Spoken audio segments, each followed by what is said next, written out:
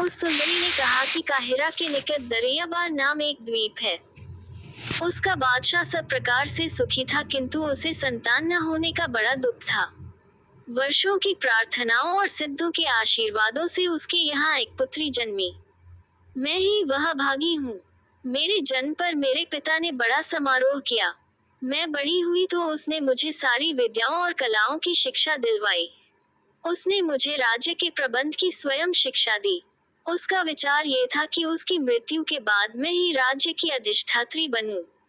एक दिन मेरा पिता शिकार खेलने गया। उसने एक हिरन के पीछे घोड़ा डाल दिया और अपने साथियों से बिछुड़ गया। शाम हो गई किंतु हिरन हाथ न आया। मेरा पिता एक पेड़ के नीचे जा बैठा और सोचने लगा कि राजधानी को किस प्रकार वापस हुआ जाए। रात होने पर उसने देखा कि गहन वन के बीच एक जगह से प्रकाश आ रहा है। वह उधर चला। उसे आशा थी कि यह प्रकाश किसी गांव से आ रहा होगा, किंतु काफी दूर चलने के बाद उसने देखा कि प्रकाश एक विशाल भवन से आ रहा है। वह उस ओर बढ़ा तो देखा कि घर में एक लंबा चौड़ा हबशी बैठा मांस खा रहा है और हांडियां उठाकर उनसे शराब पी रहा है। उसने ये भी देखा कि पास ही में एक अति सुंदर स्त्री बैठी है जिसके हाथ बंधे हैं और उसके पास ही 2-3 वर्ष का एक लड़का बैठा है। मेरे पिता को उस स्त्री पर दया आई और उसने इरादा किया कि हबशी को मारकर इस सुंदरी को छुड़ाऊं। वह अवसर की प्रतीक्षा से खड़ा रहा।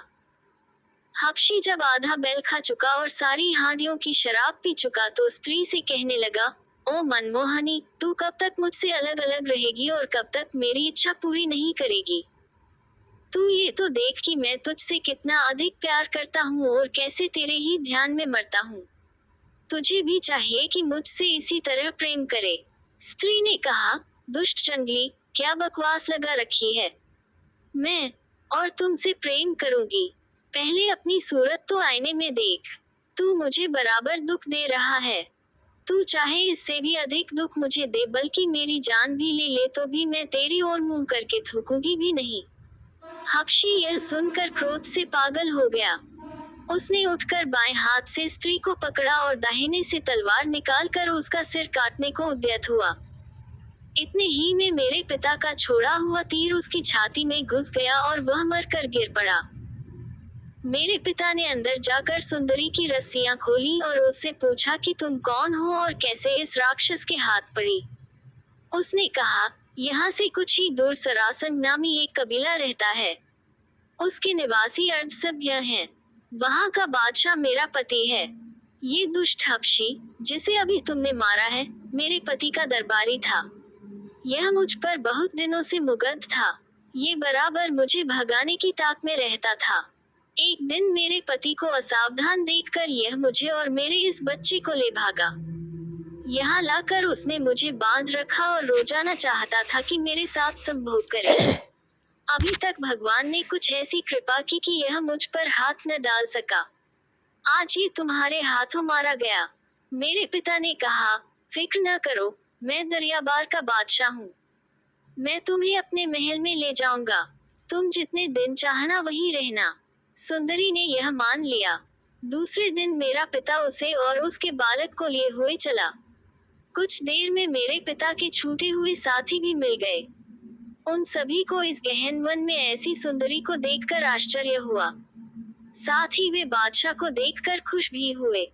बादशाह ने विस्तार पूर्वक उन्हें बताया कि किस तरह ये युवती हबशी के पंजे से छुड़ाई गई। बादशाह के साथियों में से एक ने स्त्री और दूसरे ने उसके लड़के को अपने पीछे घोड़े पर बिठा लिया और कुछ दिनों में पूरा काफिला राजमहल में जा पहुंचा। मेरे पिता ने एक बड़ा और सुंदर महल उस स्त्री को दे दिया। उसने उसके पुत्र की शिक्षा का भी प्रबंध कर दिया। 1 वर्ष तक उस स्त्री ने अपने पति की राह देखी, किंतु उसका कुछ भी समाचार न मिला तो उससे निराश हो गई और मेरे पिता को रिझाने लगी। वह उससे पहले ही आकृष्ट था, इसलिए दोनों का विवाह हो गया। वह बच्चा भी कुछ वर्षों में सजीला जवान हो गया। वह सारी विद्याओं और राज्य संचालन आदि में भी प्रवीण हो गया। मेरे पिता और दरबार के सारे लोग उसे बहुत पसंद करने लगे।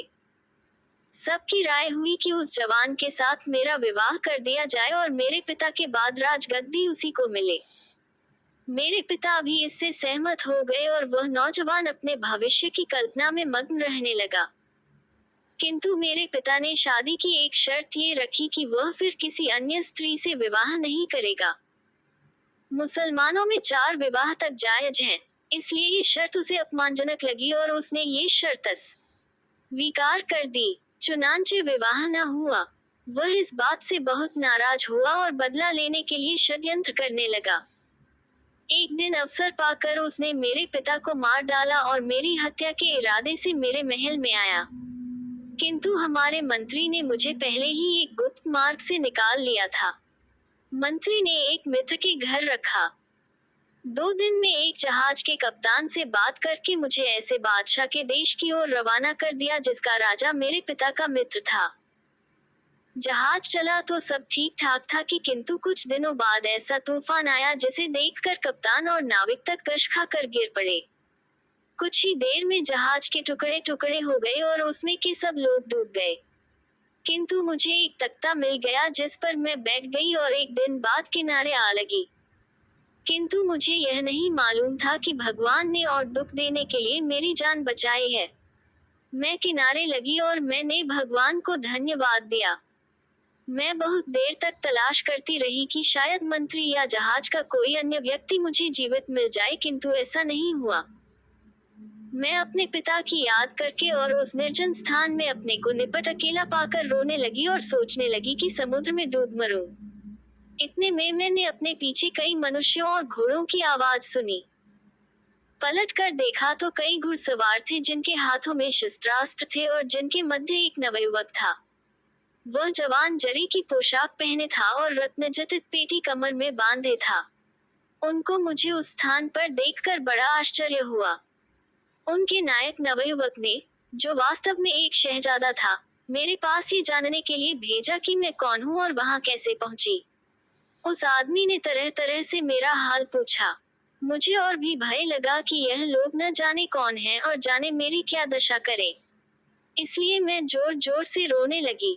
वह परेशान होकर लौट गया। फिर शहजादे ने कई लोगों को एक साथ मेरे पास भेजा। उन लोगों ने भी मुझसे बहुत पूछा किंतु मैं रोती रही और मैंने कोई उत्तर नहीं दिया। उन लोगों ने तट पर बहुत से तख्ते, मस्तूल आदि टूटे हुए पाए और समझ गए कि कोई जहाज टूटकर डूबा है और ये लड़की उसमें से बचकर किनारे आ लगी है। उन्होंने जाकर यह बात शहजादे को बताई। वह स्वयं मेरे पास आकर मृदुलता से मेरा हाल पूछने लगा। उसने ये भी कहा कि तुम अपना हाल बताओगी तो हम तुम्हारी मदद करेंगे और मैं तुम्हें अपनी माँ के पास ले जाऊंगा जो तुम्हें बड़े प्यार से रखेगी। मैंने उसे पूरा हाल बताया। मेरा हाल सुनकर उसके आंसू आ गए। उसने मुझे हर तरह से धैर्य बंधाया। फिर वह मुझे अपने साथ ले गया और अपनी माता का सौंप दिया।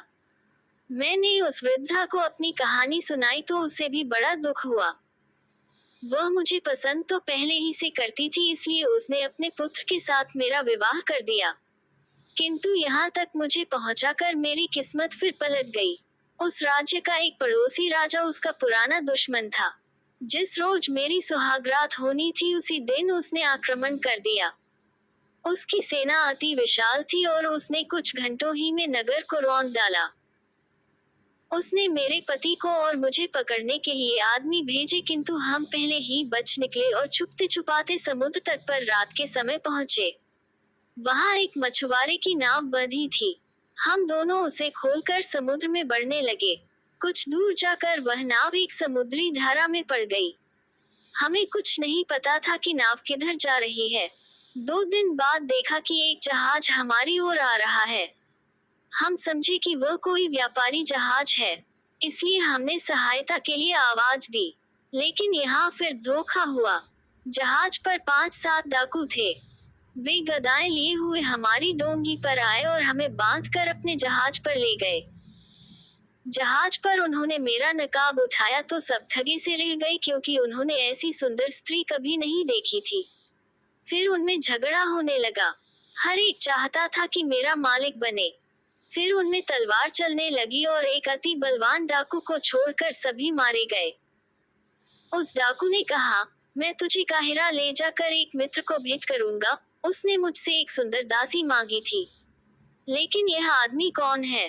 तेरा भाई बंद है या प्रेमी? मैंने बताया कि यह मेरा पति है तो वह बोला, फिर तो इसका दुख दूर होना चाहिए, इससे तेरी दशा कब तक देखी जाएगी। ये कहकर उसने मेरे पति को बंधा बंधा ही समुद्र में डाल दिया। मैं बहुत रोई पिटी और पति के पीछे समुद्र में कूदने को तैयार हो गई, किंतु डाकू ने मुझे मस्तूल से बांध दिया और जहाज को चलाने लगा। वायु अनुकूल थी और हमारा जहाज कुछ ही दिनों में एक छोटे से नगर के तट पर आ लगा। डाकू ने वहां कई दास और कई ऊंट मोल लिए और स्थल मार्ग से काहिरा की ओर प्रस्थान किया। हम कई दिनों की यात्रा के बाद ही जंगल से गुजर रहे थे तो हमने उस राक्षस जैसे हबशी को अपनी ओर आते देखा। पहले हमें आश्चर्य हुआ कि यह मीनार कैसे चल रही है। पास पहुंचा तो देखा कि आदमी है। इस दुष्ट ने पास आकर अपनी गदा उठाए और डाकू से कहा, अपने आदमियों के हाथ बांध और अपने भी बांध और इस सुंदरी को लेकर मेरे पीछे चला आ। किंतु डाकू और उसके दासों ने उसके साथ युद्ध किया, फिर वे सब के सब मारे गए। नरभक्षी ने और लाशें छोड़कर सिर्फ डाकू की लाश एक ऊंट पर रखी और ऊंट पर मुझे बिठाया और इस किले में ले आया। ये कल ही की बात है। शाम को उसने डाकू की लाश को भून कर खाया और मुझे सारा हाल बताया कि किस तरह वह खाने को आदमी लाया करता है और कैसे उसने तहखाने में आदमी बंद कर रखे हैं कि अगर किसी दिन नया भोजन न मिले तो इन्हीं में से किसी को भून खाए। उसने कहा, मांस तो तेरा भी नर्म होगा, किंतु मैं तुझे मारूंगा नहीं बल्कि तुझसे विलास करूंगा। आज तो तू थकित और दुखी है, इसलिए आज छोड़ता हूँ, कल से तुझे मेरी शैया पर सोना पड़ेगा। किंतु इसकी नौबत नहीं आई, आज तुमने इसे मार डाला। खुदादाद ने कहा, अब तुम कुछ फिक्र न करो। यह 49 शहजादे हेरन राज्य के हैं, इनमें से जिसके साथ तुम चाहो तुम्हें ब्याह दिया जाए। उसने कहा, मैं तो अपने उद्धारकर्ता को ब्याहना चाहती हूँ। अन्य लोगों ने भी उसका समर्थन किया और वही खुदादाद के साथ दरियाबार को शहजादी ब्याह दी गई। वह दिन तो विवाह समारोह और हंसी खुशी में बीता। दूसरे दिन सब लोग वहां से हेरन की ओर चल दिए। दिन भर चलने के बाद शाम को एक अच्छी जगह देखकर उन्होंने रात के लिए पड़ाव डाला। शाम को भोजन करके सबने खूब शराब पी। इसी उल्लास में खुदादाद सब लोगों के सामने अपनी पत्नी से बोला, अभी तक मैंने सभी से अपनी वास्तविकता छुपाई थी, अब मैं अपना सच्चा हाल कहता हूँ। मैं भी इन 49 शहजादों का भाई यानी हेरन के बादशाह का पुत्र हूँ। मुझे मेरे चचेरे भाई शहजादा सुमेर ने पाला पोसा है। मेरी माँ का नाम पीरोज है। अब तुम्हें इस बात से भी संतोष होना चाहिए कि तुमने साधारण व्यक्ति से नहीं, एक शहजादे से विवाह किया है। दरियाबार की शहजादी ने कहा, तुमने अपने को छुपाया जरूर, किंतु मुझे तुम्हारी चाल ढाल और व्यवहार से अंदाजा हो गया था कि तुम अवश्य ही राजकुमार होंगे। साधारण आदमी में वे बातें बिल्कुल नहीं होती जो तुम में हैं। खुदादाद के सौतेले भाई ये सुनकर प्रकृतः तो बड़े प्रसन्न हुए, किंतु उनके दिलों में बैर की आग सुलगने लगी। वे चुपके आपस में परामर्श करने लगे। वे इस बात को भूल गए कि एक दिन पहले ही खुदादाद ने उन्हें मौत के मुंह से बचाया था। उनमें से एक ने कहा, इसे विदेशी समझकर तो हमारे पिता ने इसे हमारा अभिभावक बना दिया है। जब उसे मालूम होगा कि यह उसका पुत्र है तो स्पष्टतः इसे सारा राजपाट सौंप देगा और हम कहीं के नहीं रहेंगे। इसलिए अच्छा है कि हम इसे यही खत्म कर दें। इस पर सारे शहजादे एकमत हो गए। उन्होंने रात गए खुदादाद के खेमे में घुसकर उस पर गदाओं की चोटें की और जब वह निश्चेष्ट हो गया तो स्वयं सारे ऊंट और सामान लेकर रात ही रात हेरन की ओर रवाना हो गए। हेरन पहुंचकर उन्होंने अपने पिता की चिंता ये कहकर दूर कर दी कि हम लोग बहुत दिन तक शिकार खेलते रहे। उन्होंने हबशी के हाथों अपनी गिरफ्तारी और खुदादाद द्वारा मुक्ति की बात बिल्कुल छुपा ली। उधर सुबह जब शहजादी ने खुदादाद के खेमे में उसका हाल देखा और शहजादों को गायब पाया तो वह सारी बात समझ गई और पति के लिए विलाप करने लगी। कुछ देर में जब उसका शोक कुछ कम हुआ तो उसने ध्यान में खुदादाद को देखा। उसने उसकी सांस भी कुछ चलती देखी और शरीर भी गर्म पाया। वह खेमे को बंद करके एक निकटवर्ती कस्बे में गई और वहां से एक जर्राह को ले आई, किंतु वापस आकर देखा तो खुदादाद अपने खेमे में नहीं था। उसने समझा कि इस बीच कोई खूनी जानवर आकर उसे उठा ले गया। अब वह सिर पीट पीट कर रोने लगी। जर्राह दयावान था। वह उसे कस्बे में ले गया और एक मकान में उसे रखकर उसकी सेवा के लिए 2 दासियां नियुक्त कर दी और कभी कभी खुद भी जाकर हाल चाल पूछ लेता। एक दिन उसने शहजादी को उदास देखकर कहा, सुंदरी, तुम कुछ विस्तार से अपना हाल कहो तो तुम्हारी सहायता का प्रयत्न करूं। शहजादी ने उसे अनुभवी और हमदर्द देखा तो अपना और खुदादाद का हाल सुनाया। जर्राह को मलिका पीरोज का हाल मालूम था, जिसे हेरन के बादशाह ने फिर अपने पास बुला लिया था और उसने जान लिया था कि खुदादाद उसी का पुत्र था। जर्राह ने किराए पर 2 ऊंट लिए और शहजादी के साथ हेरन को रवाना हुआ और एक सराय में पहुंचकर डेरा डाला। सराय वाले से नगर का हाल पूछने पर उसने बताया, बादशाह अपने पुत्र खुदादाद के गायब होने से बहुत परेशान है। उसकी माँ पीरोज ने उसे बहुत ढूंढवाया किंतु कहीं पता नहीं है। उसकी याद करके उसके माँ बाप और सरदार सामंत सभी दुखी रहते थे। यूं तो बादशाह के और भी 49 बेटे हैं किंतु खुदादाद को कोई नहीं पहुंचता। वास्तव में खेद की बात है कि ऐसा शहजादा लापता हो जाए। जर्राह ने दरियाबार की शहजादी को ये बताया तो बादशाह के पास जाकर उसे पूरा हाल बताने के लिए तैयार हो गई। जर्राह ने कहा, ये ठीक नहीं है, इसमें खतरा है। 49 शहजादों में से किसी को भी तुम्हारे बारे में मालूम हुआ तो तुम्हारे बादशाह के पास पहुंचने के पहले ही वे तुम्हें मरवा देंगे। अच्छा ये होगा कि वह स्वयं खुदादाद की माँ के पास किसी तरह पहुंचूं और जब उसे पूरा हाल बता दूं तो तुम्हें बुलाऊं। तब तक के लिए तुम यही सराय में ठहरो। शहजादी ने यह मान लिया। जर्राह शहर में गया तो एक बड़े रास्ते में देखा कि एक भव्य महिला एक ऊंट पर सवार आ रही है। उस ऊंट का साज सामान बहुत ही मूल्यवान था और उस ऊंट के पीछे बहुत से गुलाम चल रहे थे। पुरवासी भी ऊंट को देखकर विनयपूर्वक सड़के के किनारे खड़े हो जाते और उसका अभिवादन करते थे। जर्राह ने भी एक किनारे खड़े होकर उसका अभिवादन किया। फिर उसने एक आदमी से पूछा कि यह कौन है। उसने बताया कि यह खुदादाद की माँ मलिका पीरोज है। ये सुनकर जर्राह उसकी सवारी के पीछे लग गया। उस महिला ने एक मस्जिद में जाकर नमाज पढ़ी और निर्धनों तथा भिखारियों को खूब दान दिया। बादशाह ने उससे कहा था कि तुम खुदादाद की वापसी का आशीर्वाद पाने के लिए भिखारियों को खूब दान दिया करो। जर्राह भीड़ में घुस गया और उसने एक दास से कहा कि मैं मलिका से बात करना चाहता हूँ। उसने कहा, भाई, इस समय तो उसे रात दिन खुदादाद की ही चिंता है। वह इस विषय के अलावा किसी से कोई बात नहीं करती। जर्राह ने दास के कान में कहा, मुझे इसी बारे में उससे बात करनी है। दास ने कहा, अच्छी बात है, लेकिन रास्ते में तो बात हो नहीं सकती। तुम हमारे साथ महल तक चलो, फिर मैं बात करवाने की कोशिश करूंगा। महल पहुंचकर दास ने मलिका पीरोज से कहा कि एक परदेशी आपसे बात करना चाहता है और कहता है कि आप ही के लाभ की बात है। मलिका ने जर्राह को अपने सामने बुलाया और कृपापूर्वक पूछा कि क्या बात है। जर्राह ने धरती चूमकर कहा कि मैं एक लंबी कहानी कहना चाहता हूँ। ये कहकर उसने हबशी से शहजादों और दरियाबार की शहजादी की रिहाई और फिर उसके घायल और लापता होने का हाल कहा। पीरोज ये सुनकर बेहोश हो गई। दासियां गुलाब और केवड़े का पानी छिड़क कर उसे होश में लाईं। फिर उसने जर्राह से कहा कि तुम सराय जाकर बहू शहजादी को मेरा और बादशाह का आशीर्वाद दो। ये कहकर उसने जर्राह को विदा किया और खुद खुदादाद को याद करके रोने लगी। कुछ देर में बादशाह वहां आया और मलिका से उसके रोने का कारण पूछा। पीरोज ने जो कुछ उस जर्राह से सुना था वह विस्तार से कह सुनाया। शहजादों की कमीनेगी सुनकर बादशाह को आग लग गई। वह कुछ कहे सुने बगैर दरबार में आया।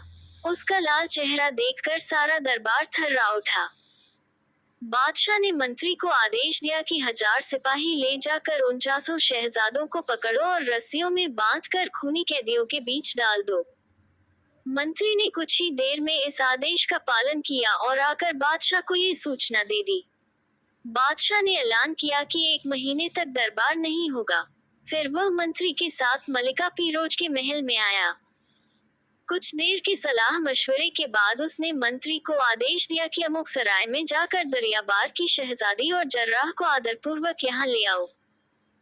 मंत्री एक सजा सजाया ऊंट और एक उम्दा घोड़ा लेकर सराय को गया और ऊंट पर शहजादी और घोड़े पर जर्राह को सवार करा के चला।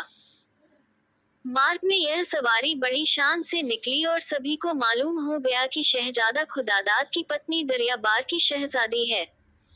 सब लोग खुश हुए, उन्हें आशा बंधी कि अब शहजादे का भी पता चल जाएगा। सवारी जब महल के द्वार पहुंची तो बादशाह खुद अगवानी के लिए आया। शहजादी ने सवारी से उतरकर बादशाह और मलिका के पांव चूमे। फिर तीनों गले मिलकर खुदादाद की याद में देर तक रोते रहे। जब उन लोगों की तबीयत कुछ संभली तो दरियाबार की शहजादी ने कहा कि मुझे आशा है कि जिन लोगों ने मेरे निर्दोष पति की इतनी निर्दयता से हत्या की है उनसे इसका बदला लिया जाएगा। बादशाह ने कहा, तुम भरोसा रखो, यद्यपि वे मेरे पुत्र हैं तथापि मैं उन्हें जीता न छोड़ूंगा। उसके बाद वह कहने लगा, अपने बेटे खुदादाद का शव नहीं मिला है, फिर भी मैं चाहता हूँ कि उसकी याद बनाए रखने के लिए एक मकबरा बनवाऊं। इसके बाद उसने मंत्री को आदेश दिया। मंत्री ने नगर के बीच में एक जगह लेकर उसमें सफेद संगमरमर का एक विशाल और सुंदर मकबरा कुशल का गरों से बनवा दिया। बादशाह को जब ये सूचना मिली कि मकबरा तैयार है तो उसने एक दिन तय किया जब सारे लोग वहां जाकर मातम और कुरान पाठ करें। वह दिन भी आ पहुंचा। नगर के सभी निवासी मकबरे पर पहुंच गए। बादशाह भी अपने दरबारियों और सरदारों सामंतों के साथ वहां पहुंचा। कब्र पर एक काली मखमल की सुनहरे काम की चादर बिछी थी। बादशाह और अमीर उस पर बैठे। कुछ देर बाद फौजी सवारों की एक टुकड़ी आई। इसके जवान सिर नीचा और आंखें आधी बंद किए थे। उन्होंने कब्र की 2 बार परिक्रमा की और फिर कब्र के सामने खड़े होकर बोले, राजपुत्र, यदि हमारी शक्ति और शौर्य से तुम जीवित हो सको तो हम अपने प्राण देकर भी तुम्हें जीवित कर देंगे, किंतु यदि ईश्वर की इच्छा कुछ और हो तो हम लोग मजबूर हैं। ये कहकर वे लोग चले गए। फिर एक गिरोह महात्माओं का आया जो कुटीरों में रहते थे और किसी से मिलते जुलते नहीं थे। उनका अगुआ एक वृद्ध था जिसने एक मोटी पुस्तक अपने सिर पर रखी थी। वे भी कब्र की 3 बार परिक्रमा करके कब्र के सामने खड़े हो गए और बोले, हे राजकुमार, यदि हमारी सारी तपस्याओं के फलस्वरूप तुम पुनः जीवित हो जाओ तो हम इसके लिए तपस्याओं का फल अर्पित कर देंगे। ये कहने के बाद वे लोग भी जिधर से आए थे उधर ही चले गए। इसके बाद सफेद टट्टुओं पर सवार और भव्य वस्त्राभूषण पहने सिरों पर रत्नों की मंजूषाएं लिए हुए 50 अतीव सुंदर कुमारियां आईं। उन्होंने भी कब्र की कई बार परिक्रमा की। फिर उनमें सबसे अल्पायु और सुंदर स्त्री कब्र के सामने खड़े होकर बड़े उच्च स्वर में बोली, शहजादे, हम तुम्हारी दासियां हैं। हमारा सौंदर्य तुम पर न्योछावर है। यदि इसके बदले तुम्हें जीवन दान मिले तो हम इसके लिए प्रस्तुत हैं। यद्यपि हमें ज्ञात है कि तुम जिस स्थान पर हो वहां ये चीजें काम नहीं आती। ये कहने के बाद सुंदरियों का गिरोह भी चला गया। फिर बादशाह अपने दरबारियों और सरदारों के साथ खड़ा हो गया। इन सब ने भी 3 बार कब्र की परिक्रमा की। फिर बादशाह उच्च स्वर में बोला, ओ शहजादे, तुम कहाँ हो? तुम्हारे वियोग में मेरी आंखों की ज्योति जाने लगी है। ये कहकर वह फूट फूट कर रोने लगा। उसके साथ के लोग भी रोने और मातम करने लगे। कुछ देर बाद सब लोग अपने अपने स्थानों को लौट गए और मकबरे का दरवाजा बंद कर दिया गया। बादशाह ने नियम बना दिया कि सप्ताह में एक दिन शहजादे के मकबरे पर इसी तरह का मातम हुआ करे। फिर बादशाह ने आज्ञा दी कि उसके 49 दुष्ट पुत्रों को निर्दोष खुदादाद की हत्या के अपराध में मृत्युदंड दिया जाए। सारे नगर में ये समाचार फैल गया। उनके लिए फांसी की टिकटियां तैयार की जाने लगी। लेकिन इस बीच एक व्यवधान उपस्थित हो गया। बादशाह द्वारा पहले पराजित हुआ एक शत्रु राज्य पर एक बड़ी सेना लेकर चल दौड़ा। बादशाह ने खेदपूर्वक कहा कि आज खुदा बख्शे। साथ ही उसने पराजय की स्थिति में भाग जाने की तैयारी भी कर रखी थी। युद्ध अभी शुरू भी नहीं हुआ था कि एक ओर से सवारों की एक बड़ी टुकड़ी आई। पहले किसी को मालूम न था कि वे मित्र हैं या शत्रु, किंतु उन्होंने आकर शत्रु पर हमला किया और उसे मार भगाया। हिरन का बादशाह बड़े आश्चर्य में पड़ा कि ये दैवी सहायता कहाँ से आ गई। उसने भगवान को धन्यवाद दिया और अपने भृत्यों से कहा कि सहायक सेना में जाकर पूछो कि उसका सरदार कौन है और कहाँ से आया है। भृत्यों ने जाकर उसके सिपाहियों से पूछा तो उन्होंने कहा कि हमारा सरदार खुद ही बादशाह से मिलने जाएगा। शत्रुओं का संपूर्ण रूप से सफाया करने के बाद जब बादशाह की खुशी का ठिकाना न रहा तो वह इतना अभिभूत हुआ कि कुछ बोल भी न सका। खुदादाद ने कहा, पिताजी, मैं आपका पुत्र खुदादाद ही हूँ जिसे आप सब लोग मरा हुआ समझते थे। ईश्वर ने मुझे शायद इसीलिए जीवित रखा कि मैं आज के कठिन समय पर आपके काम आऊं। बादशाह ने कहा, बेटे, मुझे तो विजय से अधिक तेरे मिलने की प्रसन्नता है। मैं तो यह आशा ही छोड़ बैठा था कि कभी तेरा मुंह देख सकूंगा। इसके बाद पिता पुत्र दोनों अपनी सवारियों से उतरे और एक दूसरे से लिपट गए। बादशाह ने कहा, मुझे तुम्हारी वीरता की गाथा पहले ही मालूम हो चुकी है कि किस तरह तुमने हबशी दानव को मारकर अपने भाइयों को छुड़ाया, किंतु उन्होंने तुमसे दगा किया। अब तुम अपनी माँ के पास चलो क्योंकि वह तुम्हारे वियोग से सूखकर कांटा हो गई है। रास्ते में खुदादाद ने पूछा, मेरा हाल आपको मेरे भाइयों ने बताया? बादशाह ने कहा, वे दुष्ट क्या बताते, वे तो बंदी गृह में मौत की घड़ियां गिन रहे हैं। मुझे ये सब तुम्हारी पत्नी यानी दरियाबार की शहजादी ने बताया। उसी ने मुझसे मांग की कि तुम्हारे भाइयों से तुम्हारी मौत का बदला लूं। खुदादाद ये सुनकर बहुत प्रसन्न हुआ कि उसकी पत्नी भी सही सलामत यही पर मौजूद है। खुदादाद महल में पहुंचा तो उसकी माँ और उसकी पत्नी ने उसे गले लगाकर बहुत देर तक रोती रही। प्रजाजनों को मालूम हुआ कि खुदादाद जीवित है और अंत के युद्ध का विजेता है तो सारे नगर में उत्सव होने लगे और जगह जगह पर नाच गाना और खेल तमाशे होने लगे। बादशाह के पूछने पर खुदादाद ने अपना हाल ये बताया, जब मेरे भाइयों ने मुझे मरा जानकर रात में प्रस्थान किया तो सुबह वहां से एक किसान निकला। उसने मुझे अचेत और रक्तरंजित देखा तो अपने गांव में उठा लाया। उसने मेरे घावों पर जड़ी बूटियां पीसकर लगाई और मुझे अच्छा कर दिया। स्वस्थ होकर मैं सोच रहा था कि मैं यहाँ आऊं। इतने में सुना कि आपका पुराना शत्रु आप पर आक्रमण करने वाला है। मैंने कई गांवों के जवान इकट्ठे किए। वे सब आपकी रक्षा के लिए जान देने को तैयार हो गए। मैंने उनकी फौज बनाई और अवसर रहते आपकी सेवा में आ गया। बादशाह ने खुदादाद की बड़ी प्रशंसा की और मंत्री को आदेश दिया कि 49 पुत्रों को फांसी दी जाए। खुदादाद ने हाथ जोड़कर कहा, निस्संदेह न्याय की दृष्टि से उन्हें यही दंड मिलना चाहिए, किंतु आखिरकार वे आपके पुत्र और मेरे भाई हैं। मैंने हृदय से उनका अपराध क्षमा किया और आपसे भी निवेदन करता हूँ कि उन्हें क्षमा करें। बादशाह ने कहा कि तुम कहते हो तो मैं उन्हें क्षमा करता हूँ। खुदादाद ने बंदीगृह से अपने भाइयों को बुलाया। उसने एक बार फिर उसी तरह उनके बंधन खोले और उन्हें गले लगाया जैसे हबशी दैत्य के महल में किया था। प्रमुख नागरिकों और सामंतों ने खुदादाद के हृदय की विशालता की भूरी भूरी प्रशंसा की।